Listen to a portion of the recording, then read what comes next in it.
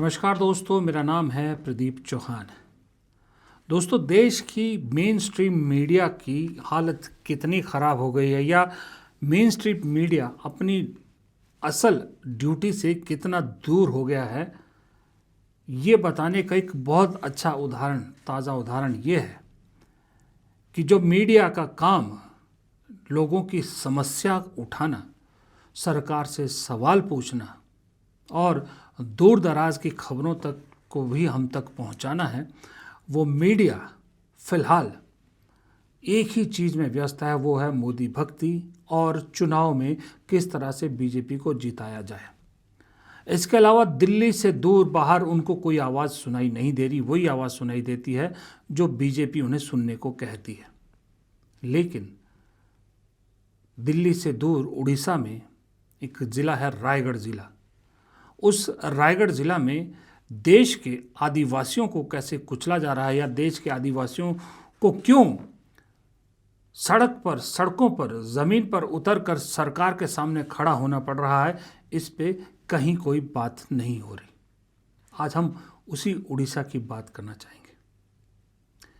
मुझे याद है जब हम छोटे थे, 1980 के दशक की फिल्में या 90 के दशक के फिल्मों में हम अक्सर एक सीन देखा करते थे कि गांव में कोई ज़मींदार ज़मीन हड़पना चाहता है, गांव के लोगों की, गरीबों की ज़मीन हड़पता है।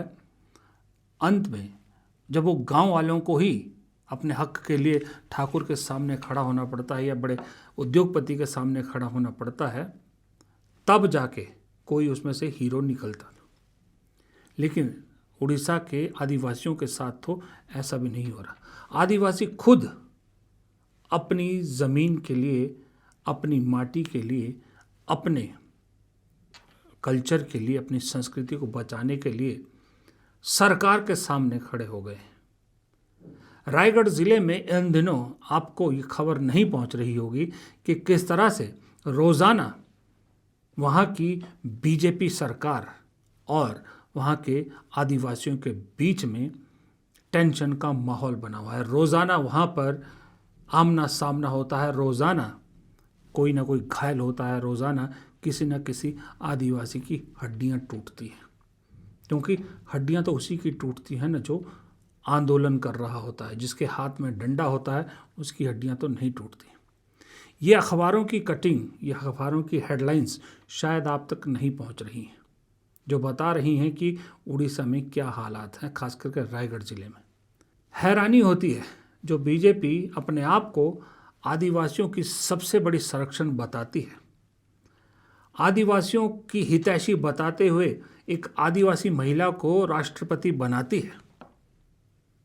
और जब वो राष्ट्रपति कहती है मुझे बंगाल में प्रोटोकॉल नहीं मिला, मेरी बेइज्जती हुई है, तो उस बेइज्जती को पूरे आदिवासी समाज की बेइज्जती के साथ जोड़ते हैं और कहते हैं कि इस देश में अगर कोई पार्टी है जो आदिवासियों का सम्मान करती है वो सिर्फ बीजेपी है।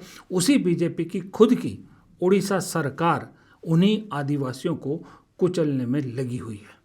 उन्हीं आदिवासियों को हितों की अनदेखी करते हुए अपने कारोबारी दोस्तों को फ़ायदा पहुंचाने के लिए जर, जोरू और जंगल तीनों को दांव पर लगा रही है। दरअसल मामला क्या है ये आपको बताना ज़रूरी है कि उड़ीसा के आदिवासी आंदोलन क्यों कर रहे हैं। दरअसल उड़ीसा के आदिवासी, रायगढ़ जिला के आदिवासी मूल रूप से जो बक्साइट खनन परियोजना है वहाँ की, उसके खिलाफ आंदोलन कर रहे हैं, क्योंकि जो उनकी भूमि, जंगल, जल स्रोत, पवित्र स्थल और पारिवारिक आजीविका को खतरे में डाल रहा है, उनका ये कहना है। वर्ष 2023 में उड़ीसा सरकार ने सिजीमाली बॉक्साइट ब्लॉक, जो कि लगभग 1549 हेक्टेयर में है, वेदांता लिमिटेड को आवंटित किया था। खनन में खुले में खुदाई होगी, जिससे घने जंगल, पहाड़ शामिल हैं, जिन्हें स्थानीय आदिवासी पवित्र मानते हैं। आदिवासियों का मानना है कि इन पहाड़ों पर हमारे राजा रहते हैं या हमारे देवी देवता रहते हैं, लेकिन सरकार उनकी पीड़ा समझने के बजाय दमन पर उतारू है। यहाँ पर यह भी समझना ज़रूरी है कि आदिवासी क्यों विरोध कर रहे हैं। उसके भी कुछ कारण हैं।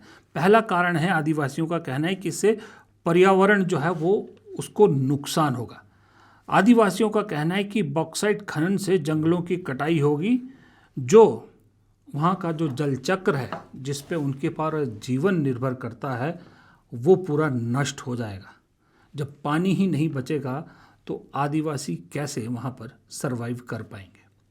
दूसरा कारण उनको ये लगता है कि भूमि और अधिकारों का नुकसान इस योजना की वजह से होगा, जिसके तहत आदिवासियों का कहना है कि हम तो हर चीज़ के लिए जंगलों पर निर्भर है, चाहे वो भोजन हो, चाहे वो ईंधन हो, चाहे वो आजीविका को जीने के लिए, मतलब जो मैंने पहले कहा था कि जल, जंगल और ज़मीन, ये तीनों चीज़ों के लिए उन पर निर्भर है।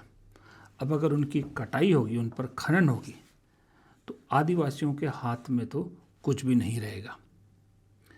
यहीं पर यह भी कहा जा रहा है कि इस परियोजना विस्थापन का कारण जो है, इसके कारण जो वन अधिकार अधिनियम यानी FRA तथा पंचायत अनुसूचित क्षेत्रों का विस्तार अधिनियम पेशा के तहत उनके अधिकारों का उल्लंघन हो रहा है, जो 5वीं अनुसूची वाले आदिवासी क्षेत्र हैं। ये टेक्निकल टर्म है पर आपको बताना ज़रूरी था। एक और बड़ा इम्पोर्टेंट आदिवासियों के सरकार के सामने खड़े होने का कारण, उनका कहना है कि फर्जी सहमति पत्र जो है दायर किए गए। किसी भी प्रोजेक्ट के लिए वहाँ के जो मूल निवासी हैं उनका सहमति पत्र होना ज़रूरी है। यहाँ सरकार दिखा रही कि हमें सभी आदिवासियों का सहमति पत्र प्राप्त है, लेकिन आदिवासियों का कहना है कि ये सारे सहमति पत्र फर्जी हैं, उन्होंने साइन नहीं किया है या उन्होंने सहमति नहीं दी है, ये सारे फर्जी हैं।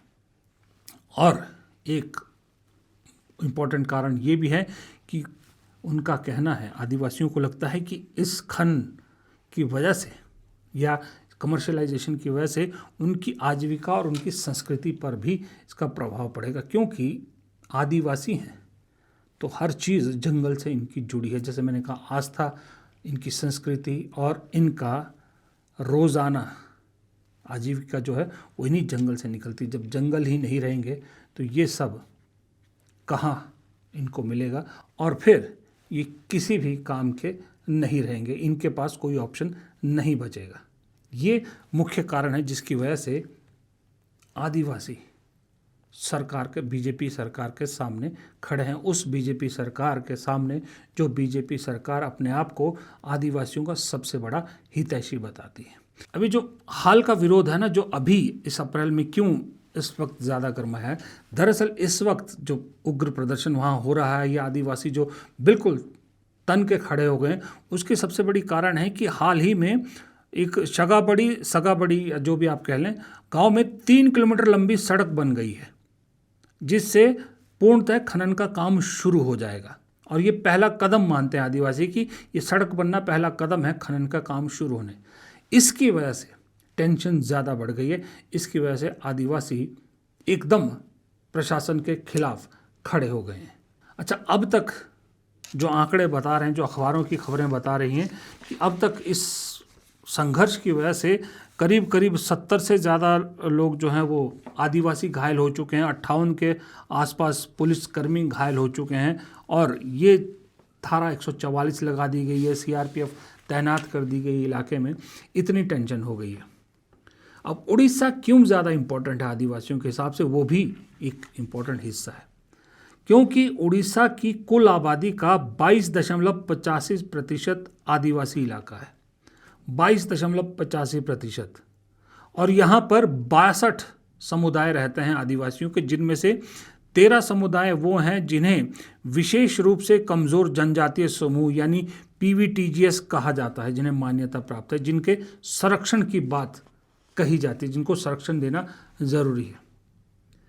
इतनी विरोध, इतनी परेशानियां आदिवासियों को, इतना प्रॉब्लम होने के बावजूद सरकार आदिवासियों के नाम पर बनी, बीजेपी सत्ता में आई, नवीन पटनायक को सत्ता से उखाड़ा, अपने ही दोस्त को सत्ता से बेदखल किया, लेकिन सत्ता आने के बाद मुख्यमंत्री मांझी आदिवासियों का दर्द सुनने की बजाय कारोबारी वेदांता ग्रुप के हित के लिए ज़्यादा अहम कदम उठा रहे हैं। हालांकि जून 2024 से ये सरकार है, और ये जो फैसला था, ये परियोजना का जो वो हुआ था, आवंटन हुआ था, ये 2023 में हुआ था जब नवीन पटनायक की सरकार थी। लेकिन नवीन पटनायक सरकार ने जब विरोध प्रदर्शन हुआ तो उसे हॉल्ट कर दिया था। लेकिन बीजेपी ने सत्ता में आने के बाद सबसे पहले अगर कोई काम किया है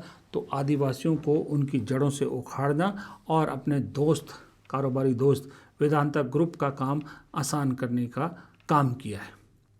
इसलिए मुझे राहुल गांधी की वो बात बार बार याद आ रही है जब राहुल गांधी कहते हैं कि बीजेपी आपको आदिवासी नहीं वनवासी कहती है, क्योंकि आपका जो वन है वही छीनना चाहती है और आपको वन से बाहर करना चाहती। राहुल गांधी ये बात याद कीजिए भारत जोड़ो यात्रा से कह रहे हैं। जब वो गुजरात में आदिवासी इलाके में जाते तब से उन्होंने बात कहनी शुरू की थी। उससे पहले 2019 से इनफैक्ट ज़्यादा ज़ोर से उठा रहे हैं, तब से लगातार कह रहे हैं कि लेकिन किसी ने राहुल गांधी की बात पे तवज्जो नहीं दी। आदिवासी ऐसा मुद्दा है जिस पे हम और आप भी कम ही तवज्जो देते हैं। लेकिन देखिए राहुल गांधी की एक और बात सच है कि द्रौपदी मुर्मू के बहाने आदिवासियों को प्रमोट करने का खेल तो बीजेपी ने किया, राजनीति तो बहुत अच्छी की, लेकिन जब असल बात आई तो आदिवासियों को कुचलने से भी पीछे नहीं हट रही। ये है दोहरा चेहरा बीजेपी का और ये है दोहरी राजनीति बीजेपी की। फिलहाल इस वीडियो में इतना ही। प्रदीप चौहान को दीजिए इजाज़त। नमस्कार।